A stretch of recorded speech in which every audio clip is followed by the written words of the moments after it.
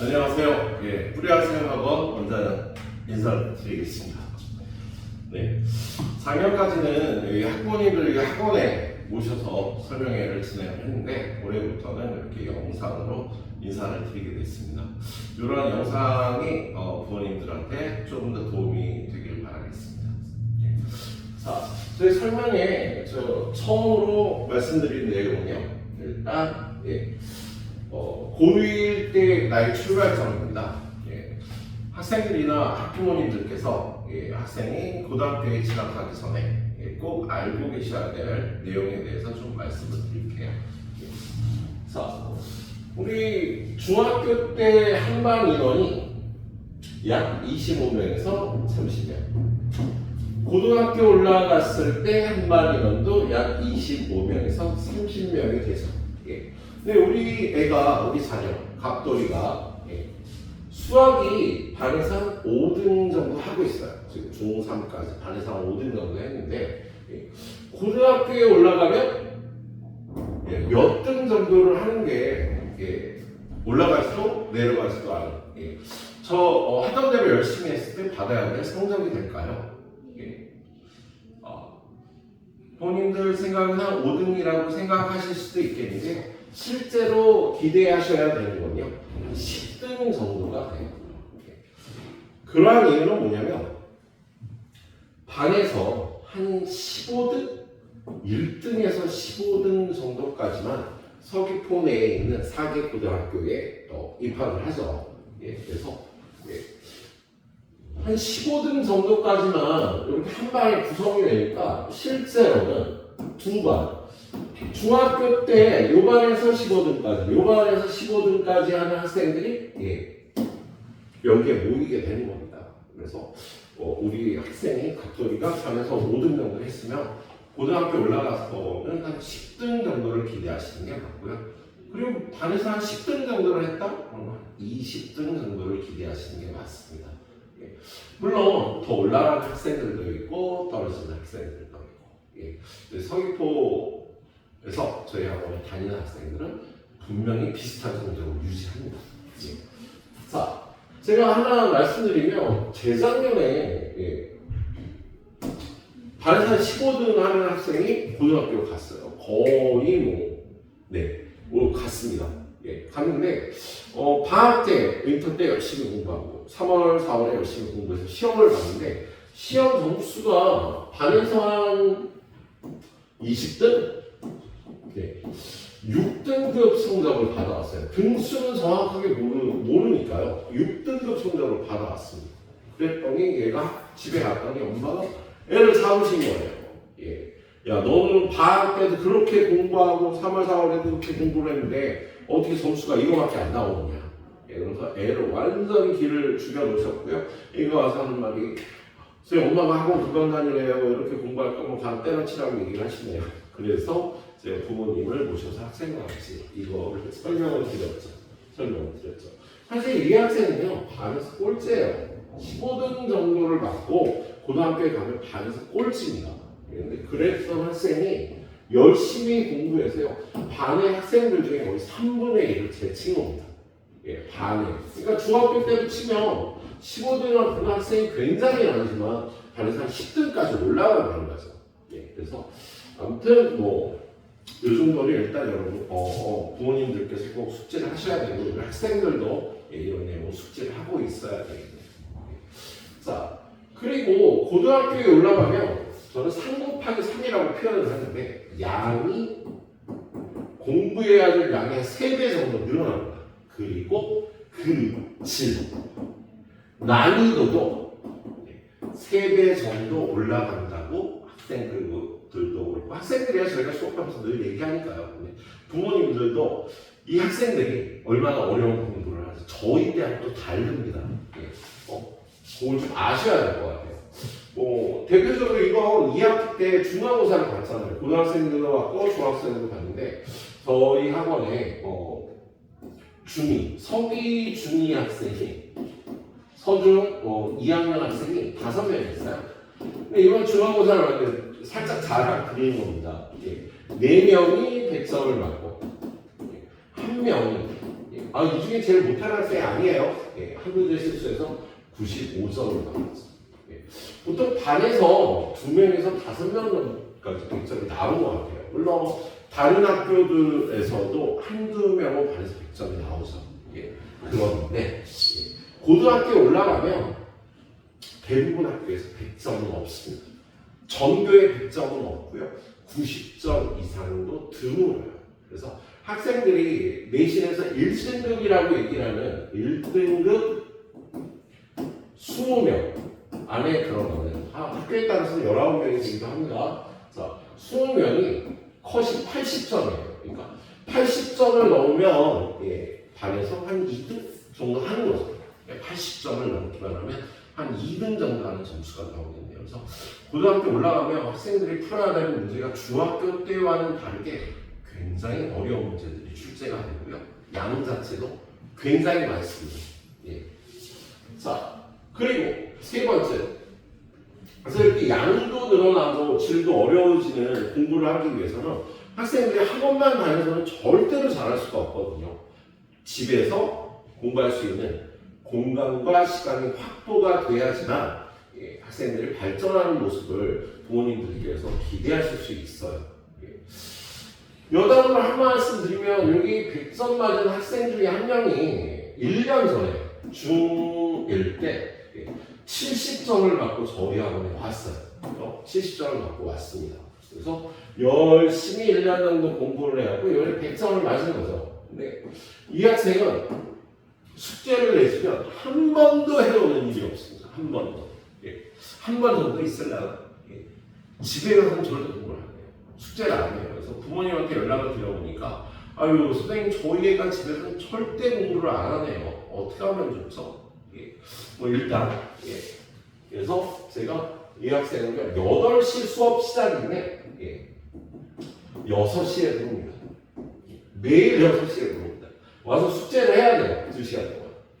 사실 2시간 숙제를 충분히 하면 남죠. 1시간 정도 집중해서 하면 할 수 있는 분량들을 내주니까. 그래서 아무튼 숙제를 안 해오면 무조건 이렇게 학원에서 2시간을 공부를 시켰어요. 그랬더니 네.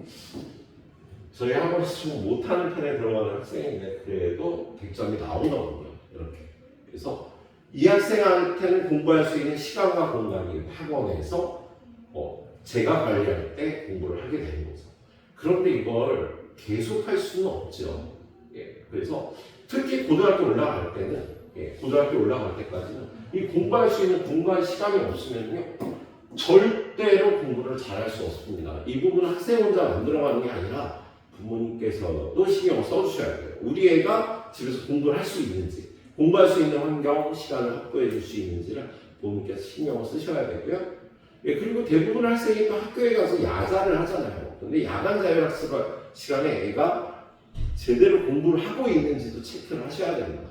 그래서 제대로 공부 안 하고 있다 하면 분위기가 좋은 스터디 카페를 알아보시다든가 그런 공간과 시간의 확보가 굉장히 중요하다는 걸 말씀드리겠습니다. 예, 그래서 아무튼 고등학교 입학하기 전에 성적에 대해서 그리고 난이도에 대해서 그리고 학생들이 반드시 공부할 수 있는 시간과 공간이 있어야 된다는 거, 그걸 알아주시면 좋겠고요. 자, 이 두 번째 넘어가서요. 자, 우리 고등학교 이제 보냈으니까 사실 목표는 대학 입시잖아요. 그래서 좀 더 좋은 학교, 좋은 학과에 보내는 게 또 가는 게 학생들과 부모님들의 목표가 될 텐데요. 자, 우리가 대학을 입학하는 방법은 일단 크게 두 가지로 나눌 수 있죠. 수시로 입학하기, 그 다음에 정시로 입학하기. 수시는 내신이 기본이 되고요. 정시는 수능이 기본이 되는 거죠. 그리고 여기 입학 인원이 수시는 약 60%, 정원 중에 60%를 수시로 뽑고요. 40% 정도를 수능으로 뽑습니다. 근데 실제로는 이 60%의 정원인데 여기 밑에 말씀드린 수능 최저 때문에 이 60%의 인원이 다 수시로 입학을 하지 못해요. 그래서 최저를 못 맞추는 학생들 때문에 이게 이쪽으로 넘어가는 인원들이 발생을 해서 실제로는 거의 50%대 50%가 수시와 정시로 입학을 한다고 보시면 될 것 같습니다. 정확한 데이터는 아니에요. 대충 그 정도인데. 근데 우리 서귀포 지역에서는 어떻게 할까요? 서귀포 지역에서? 우리 서귀포 지역에서는요, 수시로 입학하는 학생이 80% 이상. 그리고 정시로 입학하는 학생이 20% 이하라고 보셔야 될 것 같습니다. 사실 여기 정시 요 학생들 인원도 꽤 많은데요. 여기에는 대치동 학생들과도 싸워야 되고 똑같은 조건으로 싸워야 되죠. 정시로 입학을 할 때. 그리고 N수생들하고도 싸워야 되죠. 그래서 이 문을 열고 들어가는 건 굉장히 힘듭니다. 그래서 서귀포 지역에서 고등학교를 졸업하면서 대학을 갈 때는 무조건 수시로 가는 게 유리하다는 말씀을 드릴 수 있을 것 같아요. 근데 수시의 기본은 뭐다? 내신이죠. 그래서 서귀포 지역에서 대학을 잘 가기 위해서는 수능 공부도 중요합니다. 중요하지만 일단 내신 점수를 확보하는 게 굉장히 중요해요. 내신을 무조건 1등급 맞는 게 굉장히 중요하고요. 만약에 학생이 모든 과목을 1등급을 받는다.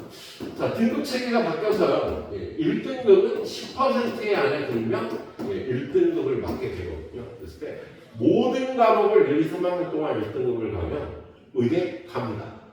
서울대 갑니다. 거의 무조건 간다고 보시면 될 것 같아요. 특히 서귀포 지역에서 의대도 좋은 의대를 가고요. 서울대를 가더라도 좋은 과를 갈 수가 있어요. 모두 1등급을 맞고. 근데 모두 1등급을 맞으면서 1학년부터 3학년까지 보내는 학생은요, 뭐 넉넉하게 적으면 1.7%, 좀 빡빡하게 적으면 1.2%.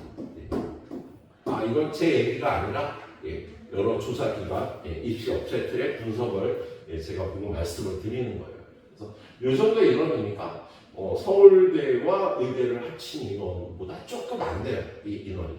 그렇게 알아주시면 될 것 같습니다. 그래서 서귀포에서 대학 가려면 잘 가기 위해서는 일단 내신이 가장 중요합니다. 자, 그리고 또 그렇게 내신을 또 많이 보내는 이유는 많이 입학하는 이유는요.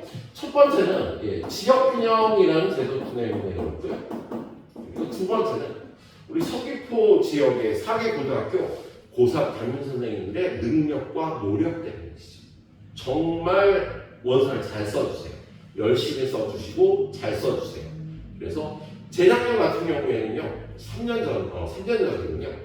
전국에서 대학 입학을 가장 잘 시킨 학교가 여기 서귀포 고등학교이기도 했죠. 자료로 드러난 사실입니다. 자, 그리고 수능 최저라는 내용도 아셔야 되는데, 그래서 서귀포 지역 학생들은 대부분 내신 열심히 준비해갖고 내신 수시 전형으로 대학에 합격증을 받아요. 근데 합격증을 받으면 끝나는 게 아니라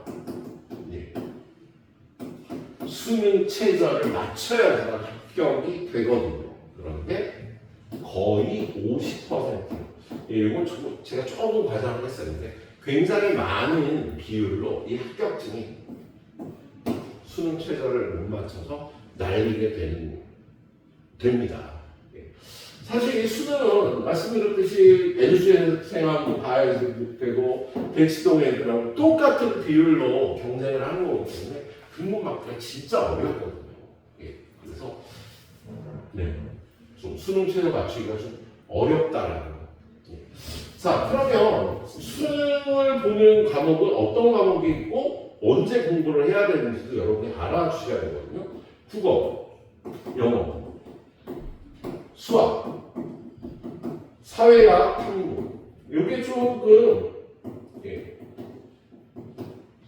1학년 때, 2학년 때, 3학년 때 배우는 게 좀 차이가 있는데 국어, 영어는 1, 2, 3학년 다 모두 수능과 내신에 들어가고 여기서 공부한 게 수능에 나옵니다.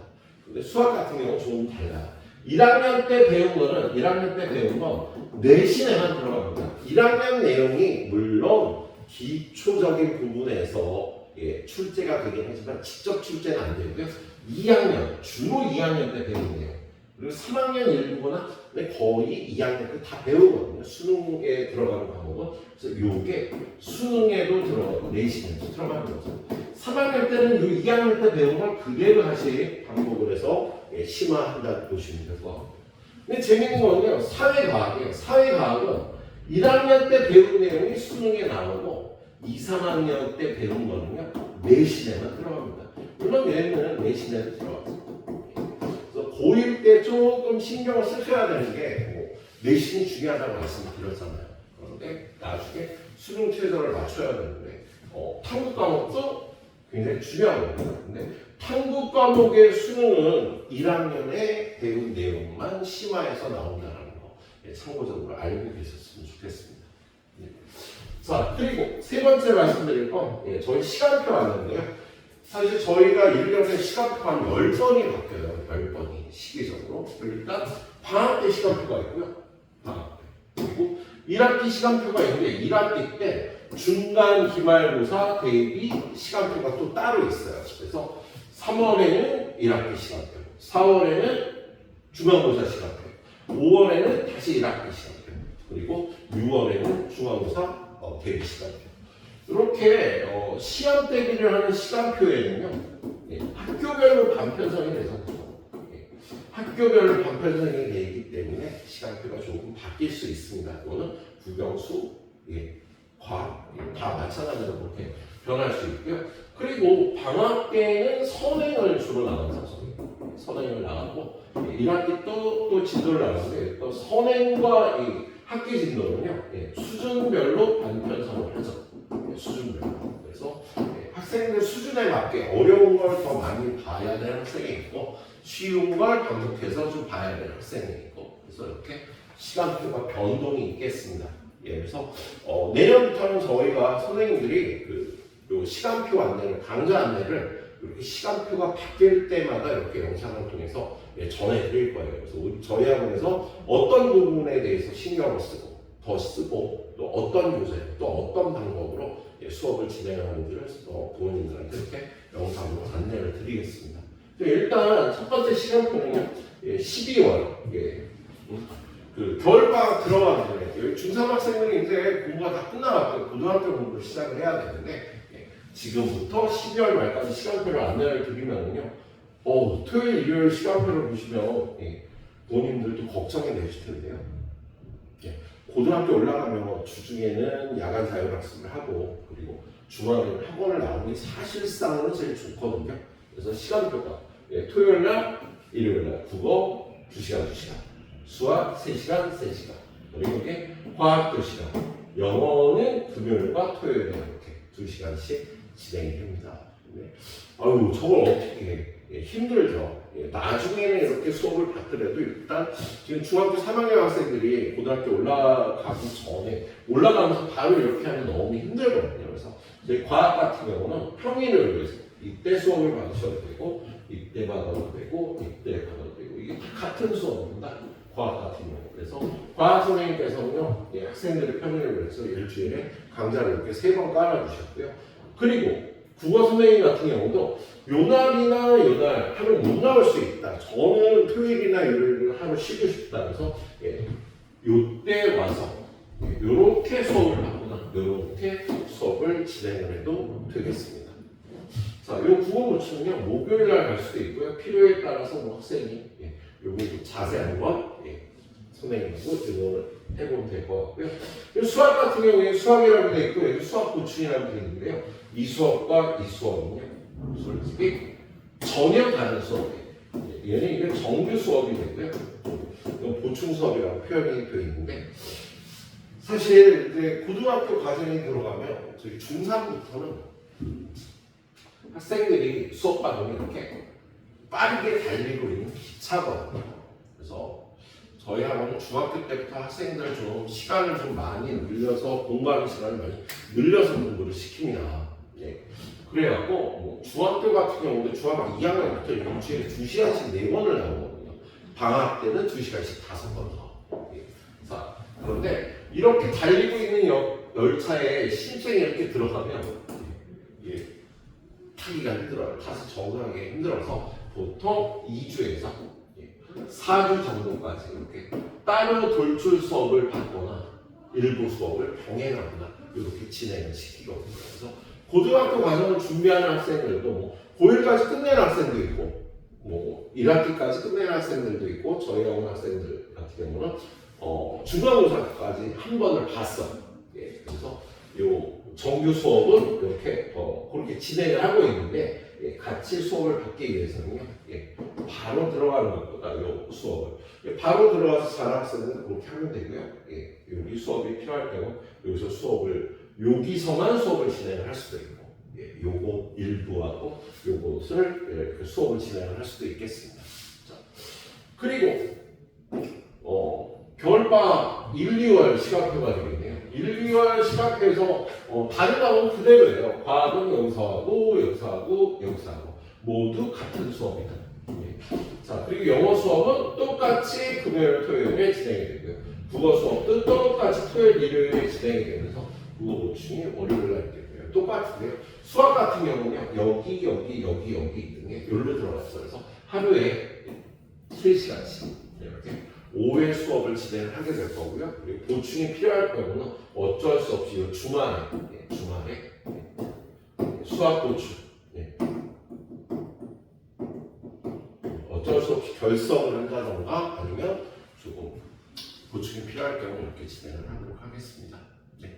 자, 저희 학원에서 그 부모님들이 일상에 바쁘셔서 처음으로 이렇게 영상 설명회를 준비를 했는데요. 예. 영상 설명회를 준비하면서 저 같은 경우는 걱정이 이렇게 모시고 진행을 하면 어머니 궁금하신 거 얘기해 주세요 라든가 서로 공감하면서 설명회를 진행을 해서 좋은 면이 있는 반면에 또 여기 참여하시기 힘든 부분도 있고요. 이렇게 영상 설명회를 진행을 하니까 본인들이 궁금하신 게 있을 때 저희한테 물어보기가 좀 나쁠 텐데요. 그럼 전화로 주시면 우리가 선생님하고 상담 전화나 아니면 여기 모셔서 이렇게 질문사항은 해결을 하도록 하겠습니다. 네. 본인들 시간 내주셔서 이렇게 봐주셔서 감사하고요. 그리고 제 영상 밑으로 각 과목별로 국어, 영어, 수학, 과학 이렇게 선생님들께서 각 강좌가 어떤 식으로 진행이 되는지 설명을 열심히 준비해 놨으니까요. 궁금하신 과목은 들어가서 봐주시면 고맙겠습니다. 감사합니다.